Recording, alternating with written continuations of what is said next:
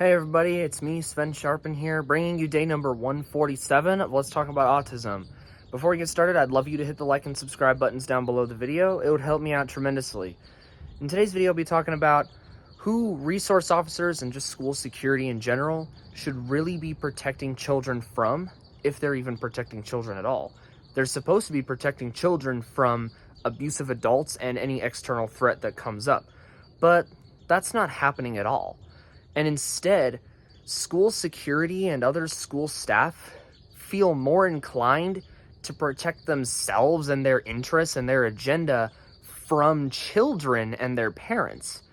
And an example of this would be like if you're autistic and you're being framed for something you never did or said, and it's a guilty till proven innocent system, and school security is gonna do something to you, detain you for doing nothing. And even if you did something, you're likely defending yourself from some other kid or an adult who's abusing you.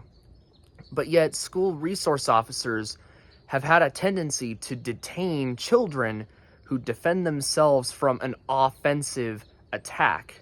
And I actually have an example of this that I'll be talking about in 2 days' time, because that's the anniversary of it. But today's video, resource officers should be protecting children first, and of course teachers second, but they're just not doing that. They care more. I mean, the resource officers themselves, I don't think it's their fault.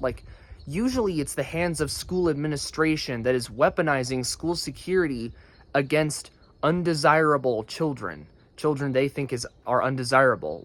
They'll protect certain groups of kids from other kids, they'll protect woke teachers from kids and parents, and it leads to all these huge fines and massive detainment, and you're certainly traumatizing kids from doing this, while adults who harm kids get off with probation at worst.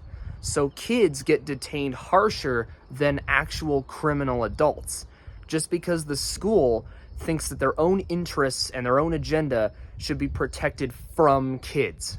This is what we're seeing in schools all across the country, where you hear stories all the time of a teacher or counselor or some school staff that hurt a child or more children and gets off with probation at worst. They don't go to jail.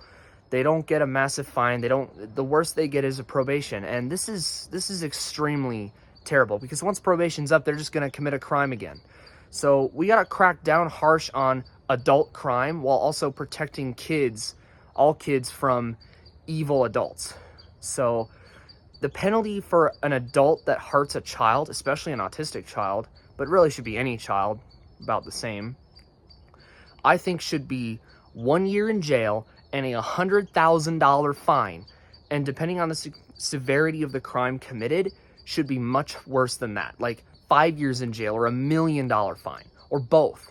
And if it's really bad, like life without the possibility of parole. These are adults that are hurting kids in our schools, many of which are on the autism spectrum. A disproportionate amount of them are on the autism spectrum. And yet, if an autistic person ever tries to fight back, they're gonna just be detained, and it's a years-long process for them and their family to get them free, and you've most likely traumatized them for life. So, in short, school resource officers should be protecting kids from overreach from adults, and heck, even from an abusive administration. Resource officers and security should be protecting kids, not the school. I don't trust the school with weapons. People are saying we should arm the schools. Here's what I think is going to happen. If we arm government schools, yeah, the amount of attacks might go down, but who's to say they won't turn those guns in at children? Who's to say that school staff wouldn't massacre children, neurodivergent children, for standing up for themselves, or parents for that matter? We see this with Trantifa when they steal kids from schools and put them on the trans pipeline. They authorize the use of deadly weapons to protect themselves and their agenda from concerned citizens. This is just a brutal anti-American practice. We're gonna put a stop to this, especially as autistics who are being disproportionately negatively affected by this. We should be protecting kids in schools, not government in schools. We should be protecting kids in schools, not criminals in schools. That's what I'm saying. and we're going to do something about this. And we, the autistics, are going to be one of the big forces in doing that. So yeah, that was day 147. Thank you very much for watching this video if you made it this far. I'll see you on day 48 or 148, excuse me, day 148, and God bless you.